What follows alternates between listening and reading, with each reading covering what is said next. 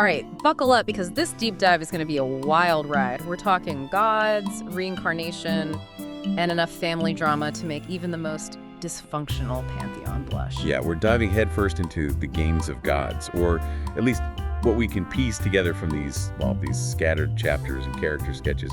Imagine trying to assemble a 1,000-piece jigsaw puzzle, but with like a third of the pieces missing, and some of them might be from a different puzzle entirely. Okay, yeah, that's a pretty good analogy. It's like someone took a blender to a fantasy epic.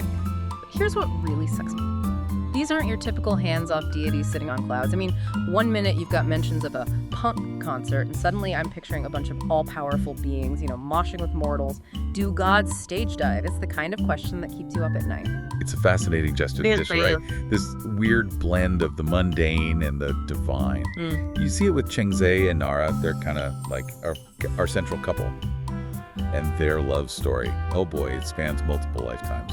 Okay, now that's just playing on hard mode. Reincarnation A&D relationships, talk about baggage. Although Chengze seems like he might be the type to pick up some extra baggage, if you know what I mean. Even with a love that transcends millennia, the guy's got a bit of a wandering eye, doesn't he? You said it. And Nara just seems cool as a cucumber.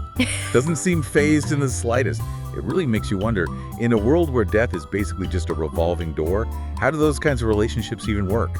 And then, of course, there are the kids. And I use that term loosely because we've got biological offspring, adopted offspring. It's a real mixed bag. Right. And then there's Yog. Yog.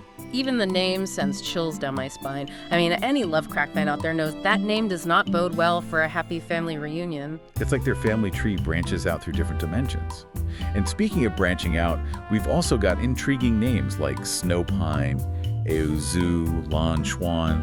Each one feels like a breadcrumb trail leading us deeper into this messed up fairy tale. Don't even get me started on D. Talk about a wild card. This character is like a phantom popping up everywhere. Allegiances shifting like a greased griffin in a windstorm. Okay, perfect. That's exactly it. Yeah. 1 minute, D is knee-deep in some shadowy intrigue. The next, they're longing to be hugged by Nara. That one detail, wanting Nara's embrace, it just screams backstory. Like there's this whole hidden history there, more complex and maybe even a lot darker than what we see on the surface. So let's recap. We've got gods rocking out, immortals stuck in some kind of cosmic love triangle, maybe love rhombus.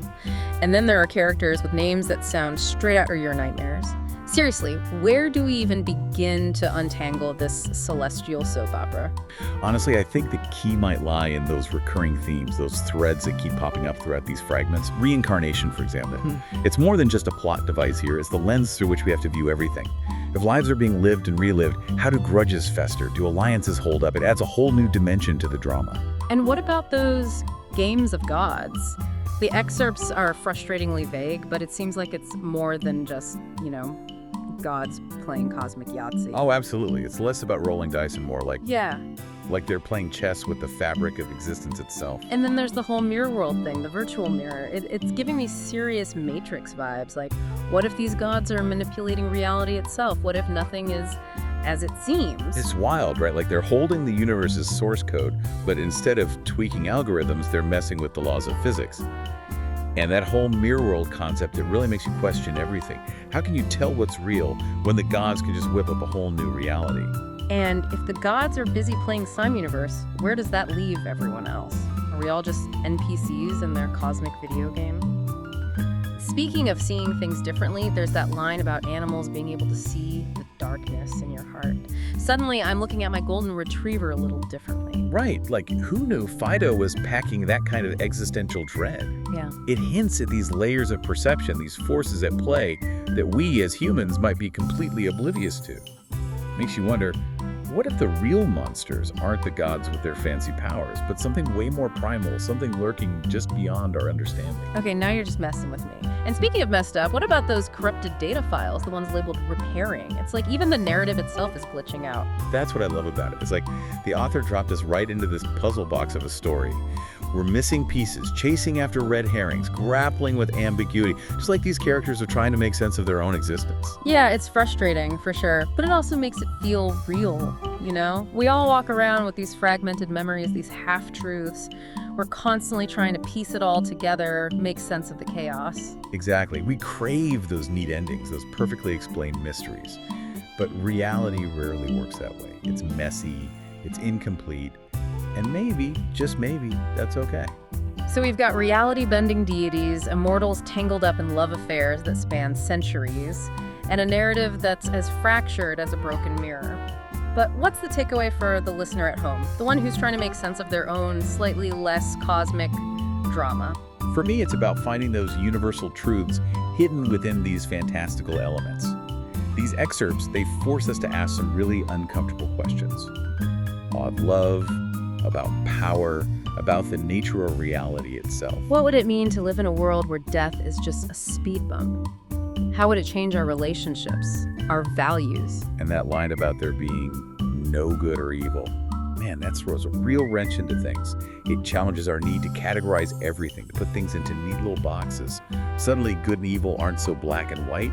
They become a matter of perspective. It's a lot to process, and then there are those little details, those unanswered questions that just eat away at you, like what really went down with that whole perfume incident. And will Changzi's, let's call it free-spirited nature, finally catch up with them? We may never know. But that's part of the fun, right? These excerpts, they're like a doorway to a million different what-ifs. They encourage us to come up with our own interpretations, fill in the blanks, imagine what might have been before the data got corrupted. It's like we're being invited to step into the role of co-creators, adding our own brushstrokes to this already vibrant canvas. We're not just along for the ride anymore, we're part of the creative process. Exactly. It's as if we've stumbled upon some ancient hidden city. Right. Yeah. But instead of just observing the ruins, we get to put on our archaeologist hats and start piecing together fragments of a lost civilization. Except in this case, that civilization was built by beings who could, create universes in their sleep. And maybe when you really think about it, that's not so different from our own reality, right? Whoa, okay, now you're getting deep. But seriously, we've covered a lot of ground in this deep dive. We met Changzi, Nara, the ever-elusive Dee, all these characters wrestling with love, power, identity, and they're doing it all against the backdrop of a world where death is just a pit stop on a much longer journey. Right, and let's not forget about those games of gods. Still so many questions. Is it just cosmic entertainment, or are these games shaping the very fabric of their existence, maybe even ours? And then there are the themes, right? Reincarnation, the blurring of good and evil, reality itself becoming like Play-Doh in the hands of these powerful beings. It's a lot, but that's what makes this so compelling.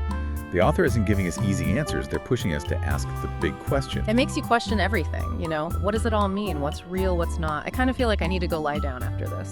Me too. But hey, maybe that's the sign of truly great storytelling. It stays with you. It makes you think. So as we crawl out of this rabbit hole of fragmented narratives and existential dread, what's the one thing we should leave our listeners with? You know, as they head back into a world that probably feels a little less exciting now, but maybe a little more mysterious. That's a good one. I think it's the reminder that reality, much like a good story, is all about perspective. What one person sees as utter chaos, someone else might see as this beautifully complex dance of interconnected events, all leading to some unknown but ultimately meaningful conclusion. And sometimes the most satisfying journeys are the ones that leave you with a few unanswered questions, the kind that make you want to keep searching, keep digging for answers. Absolutely. It's about staying curious, questioning everything. Because you never know. Maybe while we're pondering the fate of these fictional characters, grappling with their cosmic drama, maybe we'll stumble upon a truth or two about ourselves. Beautifully said. And on that note, we'll leave you with one final provocative thought from the source material. There is no good or evil in my world. Until next time, keep exploring, keep asking those big questions, and never underestimate the power of a good story to make you see the world with fresh eyes.